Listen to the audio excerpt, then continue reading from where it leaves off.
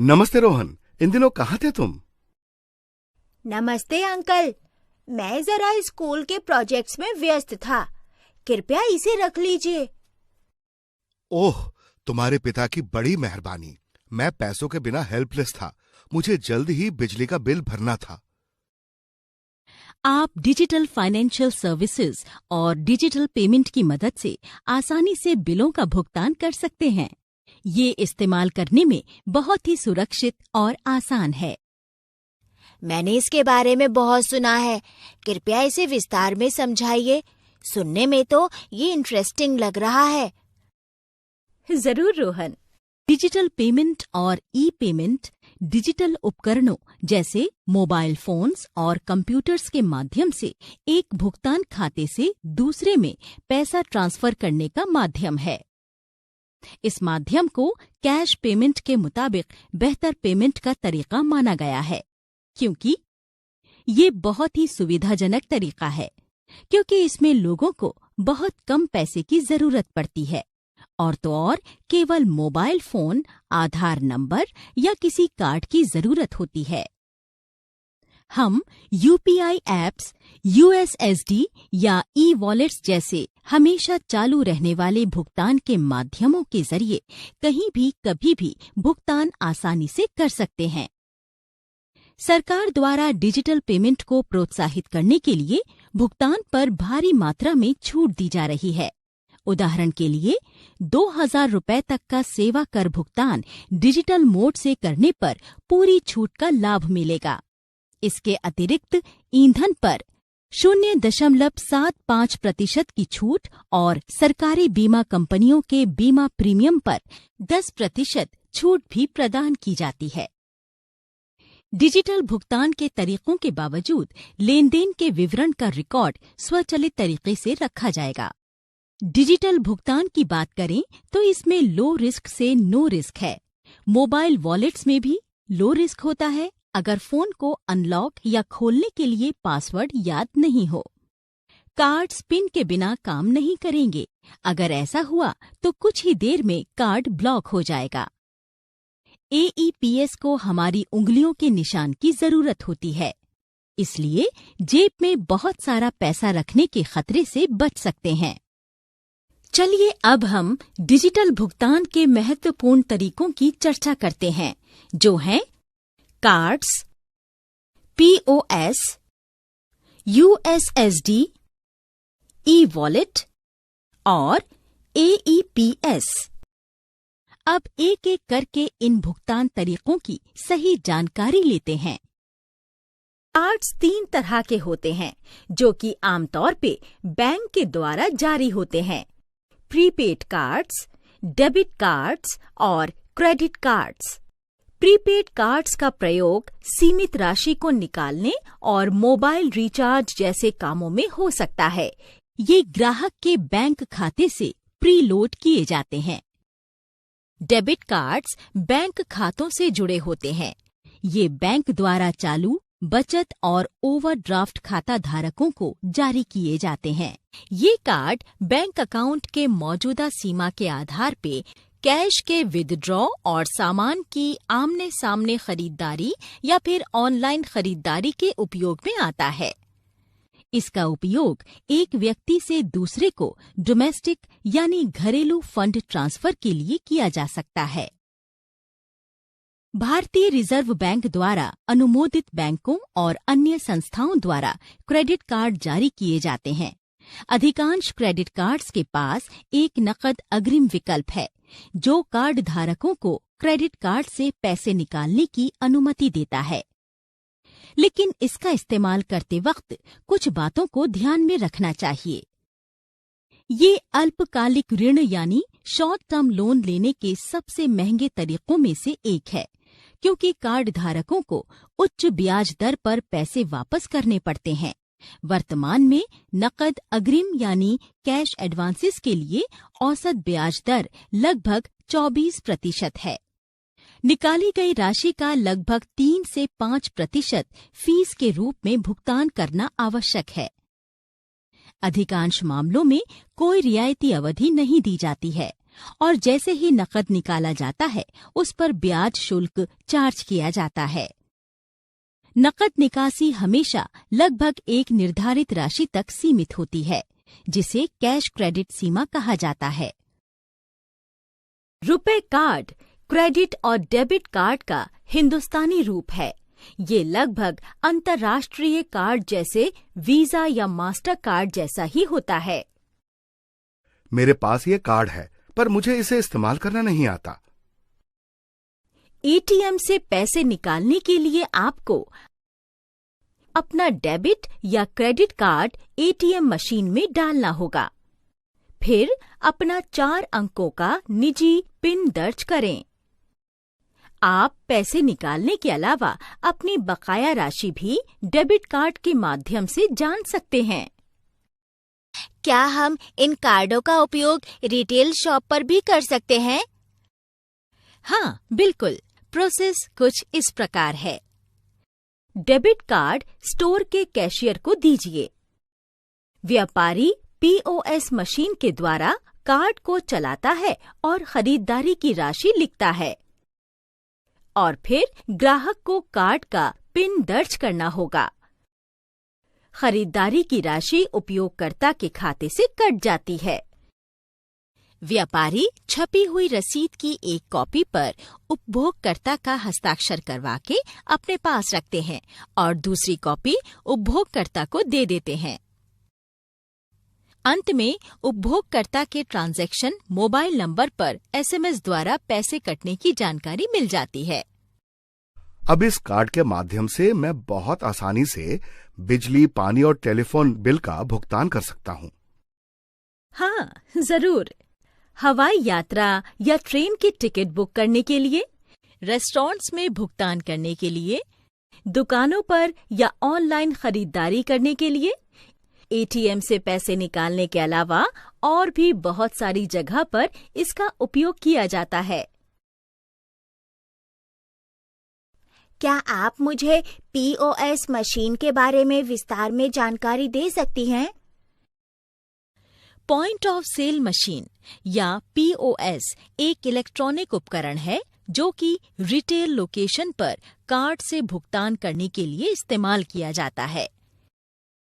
POS का काम है उपभोक्ता के क्रेडिट और डेबिट कार्ड की जानकारी लेना, उपभोक्ता के बैंक खाते में पर्याप्त राशि है या नहीं ये देखना, उपभोक्ता के खाते से विक्रेता के खाते में राशि का ट्रांसफर करना, लेन देन की जानकारी रखना और रसीद प्रिंट करना। मोबाइल आधारित पीओएस बनाम एमपीओएस एक फ्री पॉइंट ऑफ सेल और क्लाउड आधारित समाधान है जिसमें स्मार्टफोन या टैबलेट का उपयोग बिक्री बढ़ाने, इन्वेंट्री प्रबंधन करने और ग्राहक वफादारी के निर्माण के लिए किया जाता है। डीमोनेटाइजेशन ड्राइव से खुदरा विक्रेताओं ने पारंपरिक कैश रजिस्टरों की बजाय एमपीओएस का इस्तेमाल शुरू किया है, जो पूर्ण खुदरा प्रबंधन प्रदान करते हैं। एमपीओएस क्रमशः उपभोक्ताओं और व्यापारियों को व्यक्तिगत और पारस्परिक लाभ प्रदान करते हैं। एमपीओएस के माध्यम से दुकानदार दुकान में कहीं भी उपभोक्ताओं से पेमेंट ले सकते हैं। ग्राहक क्रेडिट कार्ड, डेबिट कार्ड या डिजिटल वॉलेट के माध्यम से मोबाइल पीओएस डिवाइस पर आसानी से भुगतान कर सकते हैं। दोनों व्यापारियों और ग्राहकों को लॉयल्टी प्रोग्राम से लाभ मिलता है, जो लगातार राशि भुगतान में एकीकृत होते हैं। जब हम डिजिटल कार्ड का उपयोग कर रहे हों, तो क्या हमें कुछ सावधानियां बरतनी चाहिए? हाँ, जब आप इन कार्ड्स का उपयोग कर रहे हों, तो क्या करना चाहिए और क्या नहीं, इस पर ध्यान जरूर दें। अपने डेबिट कार्ड या क्रेडिट कार्ड प्राप्त करने के समय सुनिश्चित करें कि स्वागत यानी वेलकम किट अच्छी तरह से बंद हो। कार्ड के पीछे अपने हस्ताक्षर कर लें। अपने क्रेडिट कार्ड को ध्यान से रखें जैसे आप अपने पैसों को रखते हैं। अगर आप अपना क्रेडिट कार्ड खो देते हैं तो इसके बारे में तुरंत रिपोर्ट करें। हमेशा ध्यान रखें कि कार्ड आपकी नजरों के सामने स्वाइप किया जाए। इस चीज का ध्यान रखें कि आपका मोबाइल नंबर अपडेट हो और तत्काल लेन देन अलर्ट को प्राप्त करने के लिए पंजीकृत हो। अगर आपका एड्रेस या मोबाइल नंबर चेंज हुआ है तो बैंक को इसकी जानकारी तुरंत दें। किसी अनरिकॉग्नाइज्ड ट्रांजैक्शन के मामले में अपने कस्टमर केयर से तुरंत संपर्क करें।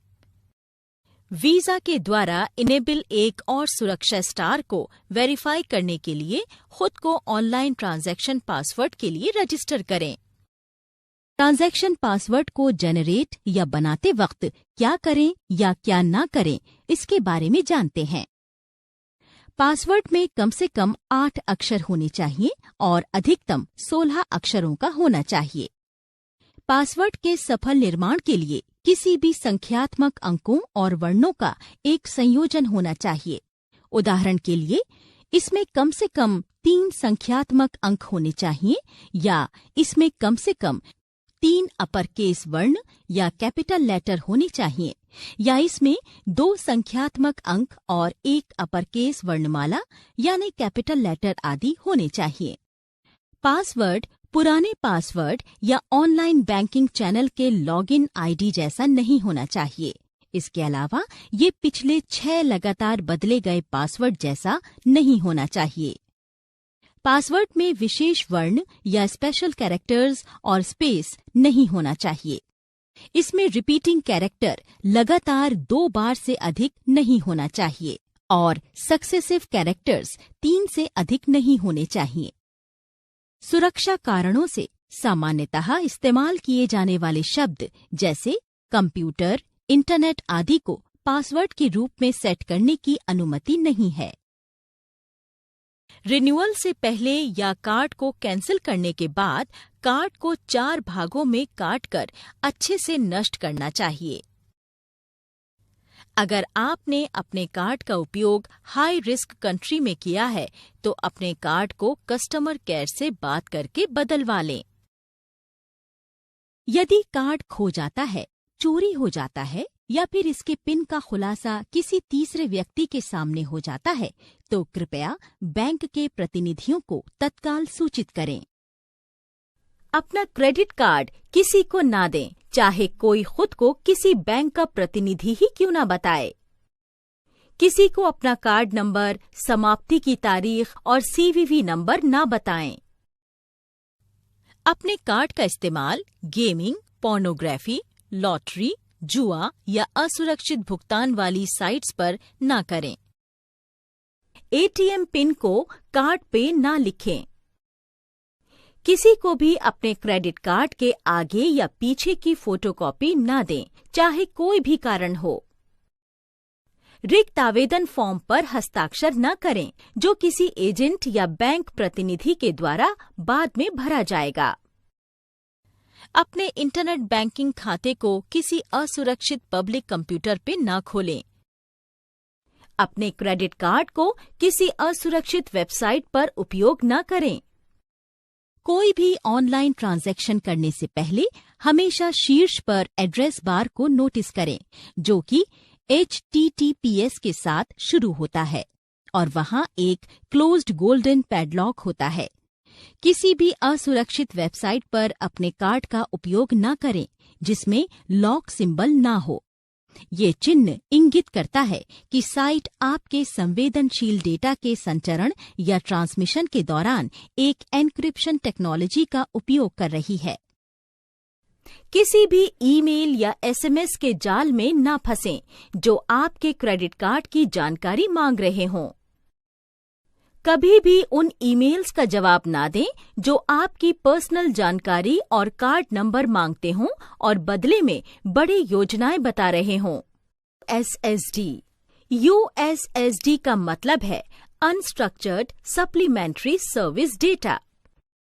ये हर एक उपभोक्ता के लिए नेशनल यूनिफाइड USSD प्लेटफॉर्म यानी NUUP के द्वारा प्रदान किया गया एक छोटा सा कोड *99# के साथ बैंकिंग सेवाओं का उपयोग करने की अनुमति देता है।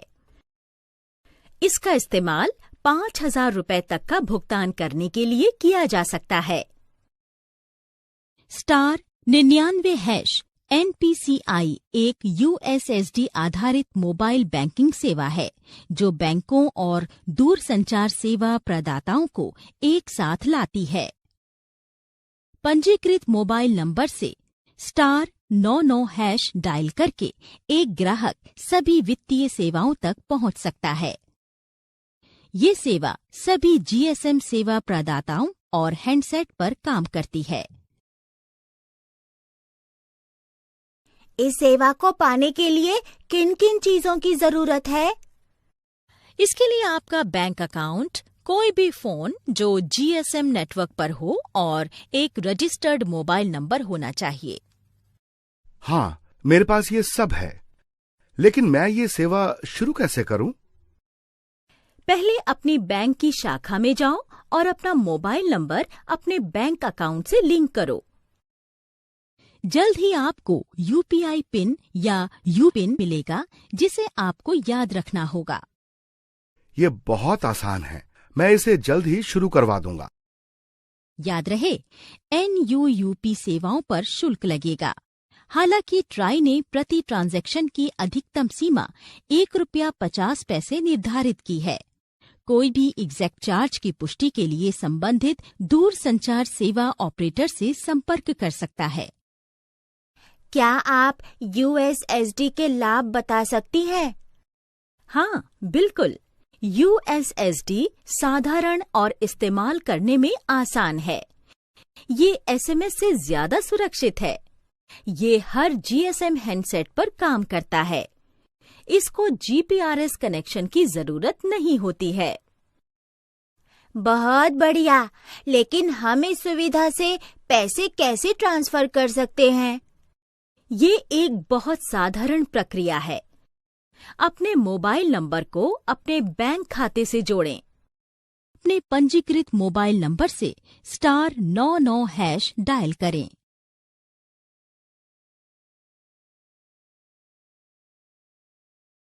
ओके के विकल्प के साथ एक वेलकम विंडो खुलती है। ओके पर क्लिक करें। आपको विभिन्न भाषाओं की विंडो मिलेगी। उस पर क्लिक करके अपनी भाषा चुनें। बैंक विवरण के विकल्प वाला एक विंडो खुल जाएगा।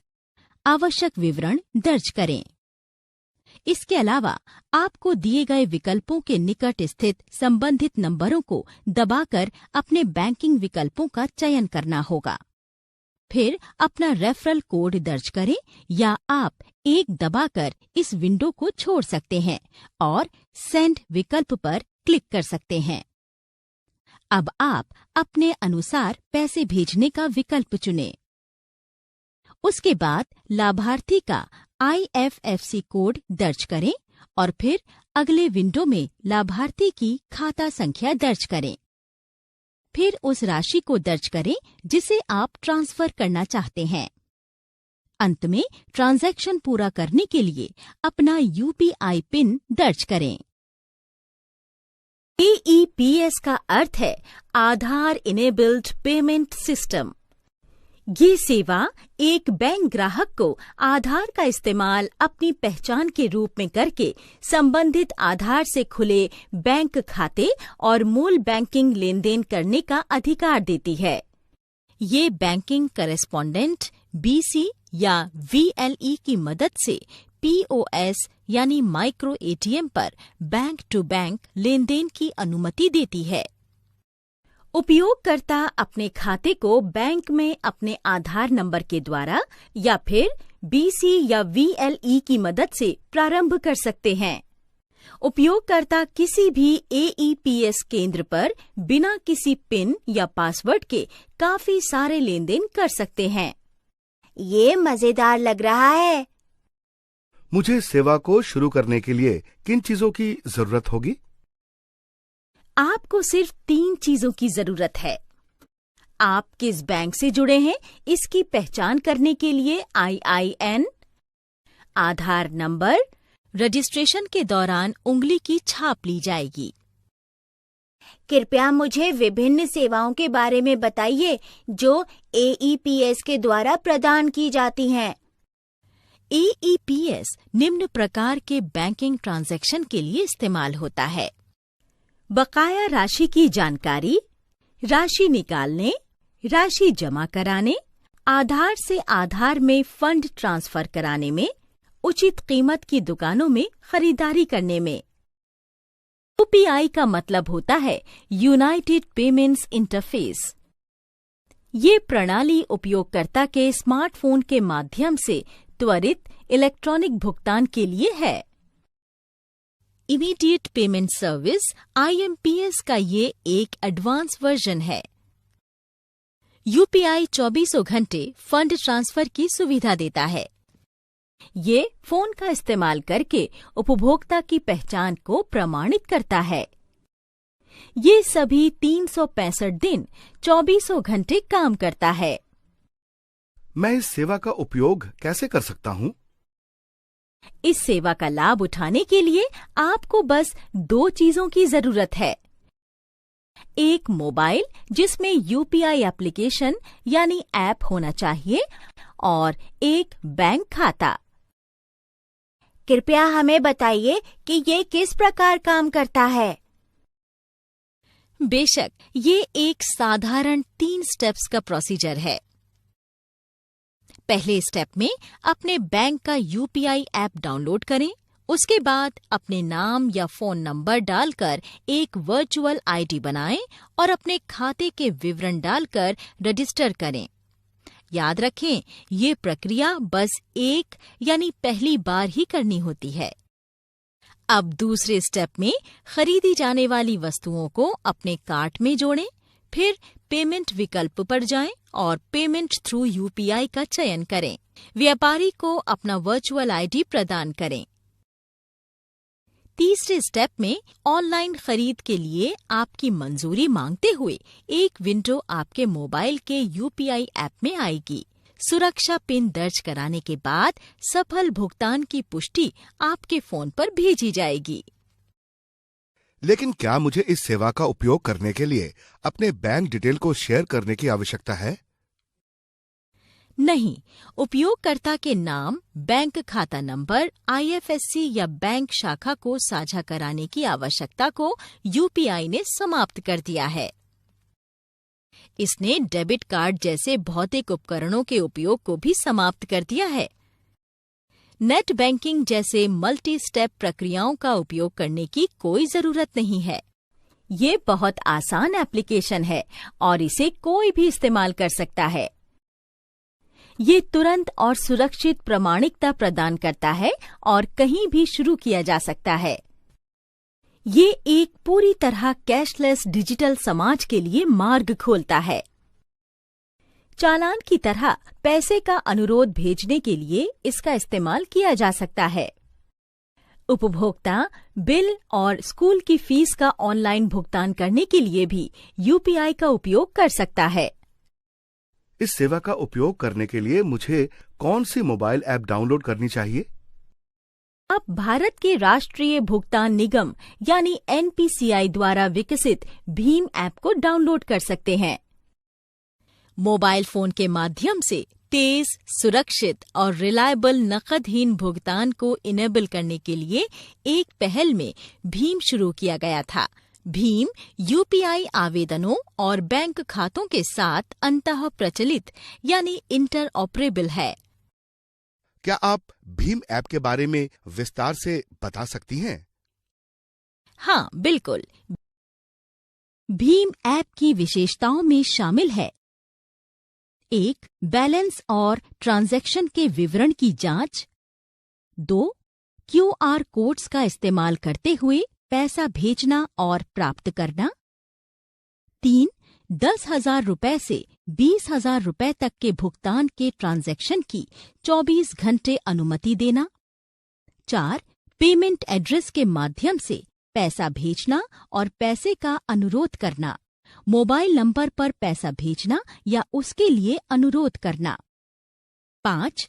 मोबाइल नंबर MMID के माध्यम से पैसा भेजना। IFSC कोड, खाता संख्या के माध्यम से धन भेजना। 6. भुगतान और स्कैन विकल्प का उपयोग करके मर्चेंट पेमेंट्स करना। 7. आधार संख्या पर पैसा भेजना। 8. किसी भी बैंक खाते में फंड ट्रांसफर करना। 9. पैसा प्राप्त करने वाले का एडवांस रजिस्ट्रेशन और लाभार्थी के बैंक खाता संख्या की आवश्यकता नहीं है। 10. पैसों का ट्रांसफर तुरंत और कभी भी। भीम ऐप की कुछ सीमाएं हैं। एक समय में केवल एक बैंक अकाउंट जोड़ा जा सकता है। केवल 2 वर्चुअल पेमेंट एड्रेस या आभासी भुगतान पते की अनुमति है। डिफ़ॉल्ट रूप से पहले VPA आपके मोबाइल नंबर से जुड़ा हुआ है। हम इस ऐप का उपयोग कैसे कर सकते हैं? भीम ऐप को शुरू करने के लिए आपको कुछ आसान स्टेप्स का पालन करना होगा। सबसे पहले गूगल प्ले स्टोर पर जाएं और भीम ऐप को सर्च करें। ऐप सूची से भीम ऐप का चयन करें और इसे इंस्टॉल करें। इंस्टॉलेशन के बाद भीम शुरू करने के लिए ओपन पर क्लिक करें। फिर अपनी भाषा चुनें और नेक्स्ट बटन पर क्लिक करें। दोबारा अग्रिम यानी सब्सिक्वेंट विंडो के नेक्स्ट टैब पर क्लिक करें। लेट्स गेट स्टार्टेड बटन पर क्लिक करें। नेक्स्ट बटन क्लिक करके अपना मोबाइल नंबर वेरीफाई करें। फिर अपना पासकोड सेट करें और इसकी पुष्टि करें। इसके बाद सूची से अपने बैंक का चयन करें और आगे बढ़ने के लिए नेक्स्ट क्लिक करें। हम भीम ऐप का उपयोग पैसे भेजने के लिए कैसे कर सकते हैं? अपना VPA या बैंक विवरण का उपयोग करके पैसे भेजने के लिए सेंड विकल्प पर क्लिक करें। लाभार्थी का VPA दर्ज करें। उसके बाद अकाउंट प्लस IFSC विकल्प पर क्लिक करें और फिर लाभार्थी के खाते का विवरण दर्ज करें। क्या हम भीम का उपयोग करके भी पैसे ले सकते हैं? हाँ, बिल्कुल। पैसे कलेक्ट करने के लिए रिक्वेस्ट बटन पर क्लिक करें। फिर से उस व्यक्ति का मोबाइल नंबर या VPA दर्ज करें जिससे आप पैसा चाहते हैं। राशि दर्ज करें और रिक्वेस्ट टैब पर क्लिक करें। उसके बाद पेयर या भुगतानकर्ता को अपने स्मार्टफोन पर पेमेंट को एक्सेप्ट या रिजेक्ट करने के लिए एक नोटिफिकेशन मिल जाएगी।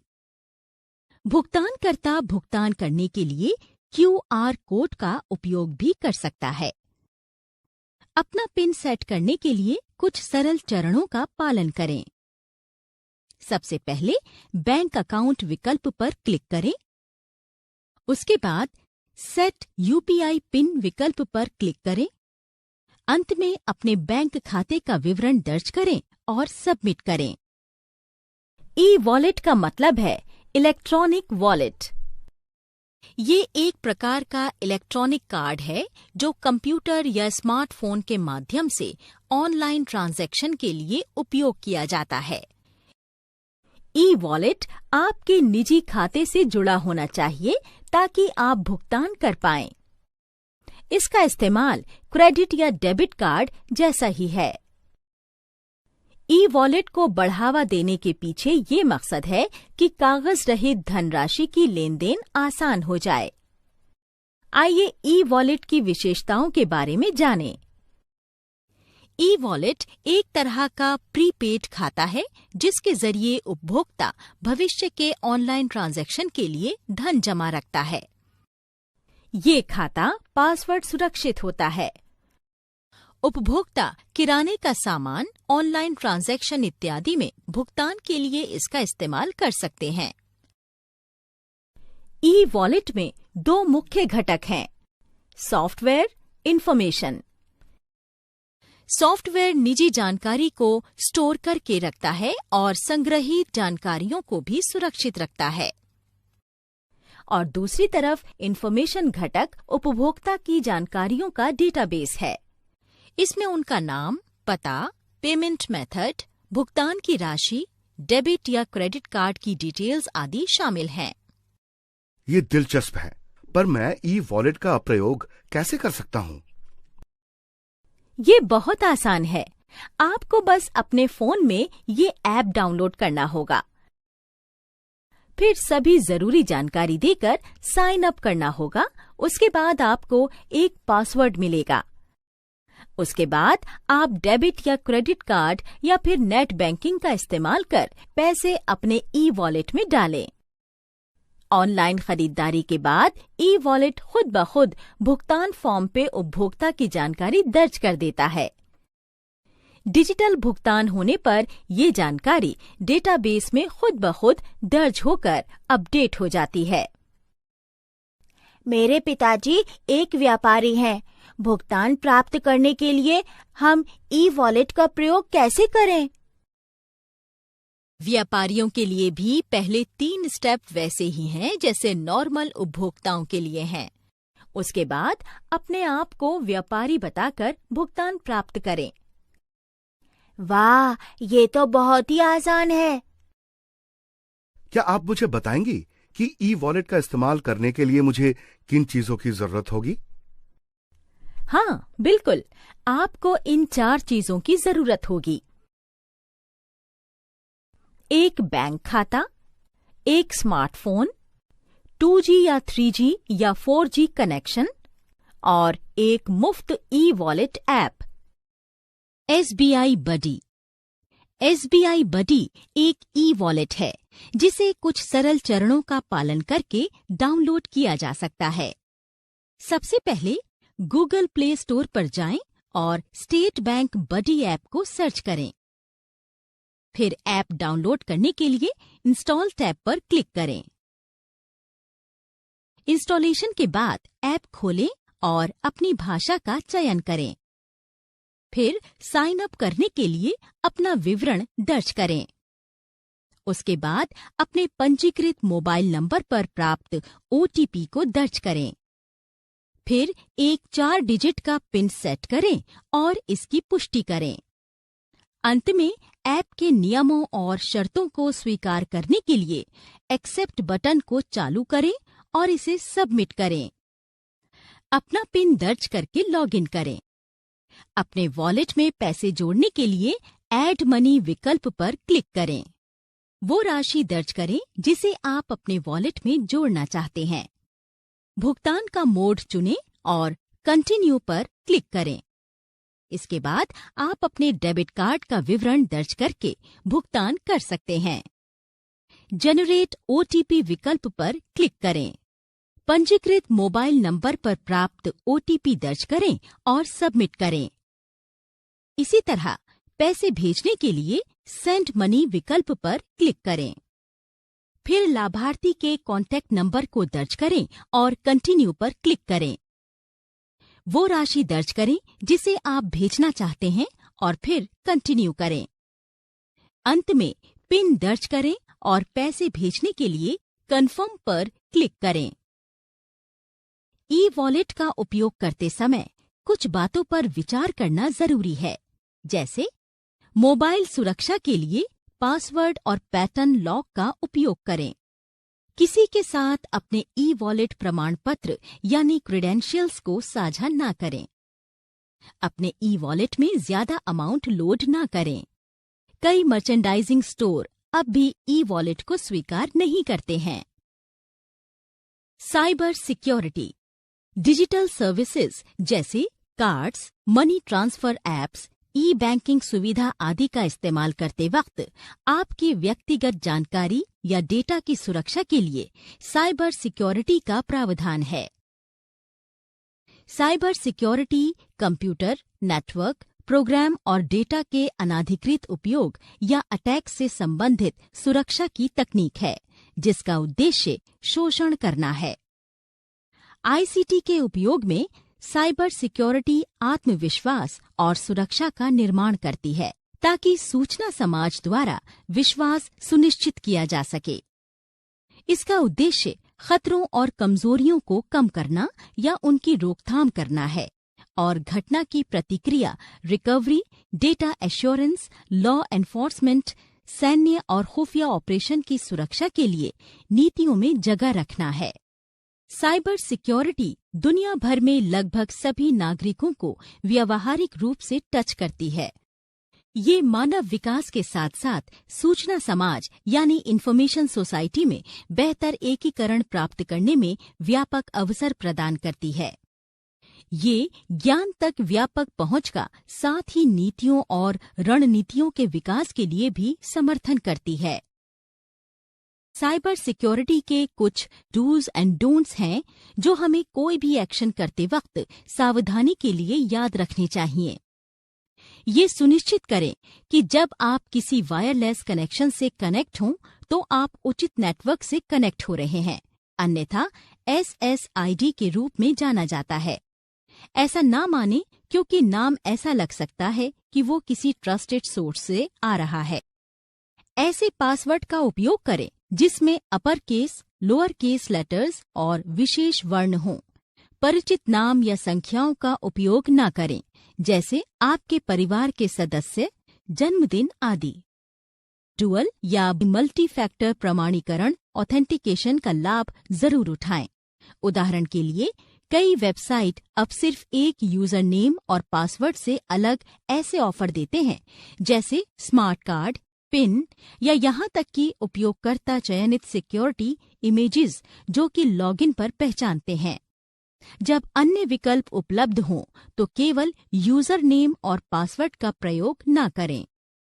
पासवर्ड की एक सूची सुरक्षित रखें और उन्हें कम से कम क्वार्टरली बेसिस पर यानी हर तीसरे महीने बदलें। एक ही पासवर्ड को लंबे समय तक न रखें। अपना कॉर्पोरेट पासवर्ड अपने व्यक्तिगत पासवर्ड से अलग रखें। अपने व्यक्तिगत पासवर्ड के लिए अपनी कंपनी का पासवर्ड इस्तेमाल न करें या इसका उल्टा। सुनिश्चित करें कि आपका कंप्यूटर लेटेस्ट पैचेस और वायरस सिग्नेचर से भरा हो। ऐसा ना मान लें कि वायरस का पता लगाने वाला सॉफ्टवेयर कंप्यूटर पर हमेशा ही काम करता है। नॉन कॉन्फिडेंशियल डेटा अपलोड करने और शेयर करने के लिए क्लाउड डेटा सिस्टम का उपयोग करें। अपनी अनुपस्थिति में अपने व्यक्तिगत कंप्यूटर का उपयोग दोस्तों, परिवार के सदस्यों और सहयोगियों द्वारा करने पर भरोसा न करें। अपने डेटा का बैकअप रिमूवेबल मीडिया में करके किसी सुरक्षित स्थान पर रखें। ऐसा ना समझें कि आपके डेटा को मेंटेन और सुरक्षित रखने की जिम्मेदारी किसी और की है। अपने ईमेल्स सावधानीपूर्वक देखें और सुनिश्चित करें कि सोर्स हेडर किसी वैलिड एड्रेस से हो। अपने कंप्यूटर में मैलवेयर लोड करने वाली मैलिशियस यानी गलत वेबसाइटों के लिंक पर क्लिक कर शिकार होने से बचें। 10. एक प्रतिष्ठित साइबर सिक्योरिटी फर्म के साथ संबंध स्थापित करें। अपनी कंपनी को इंटरनेट पर सुरक्षित रखने के लिए नीतियों और प्रक्रियाओं पर पहले से ही चर्चा कर लें। सलाह लेने के लिए किसी हादसे के होने का इंतजार न करें।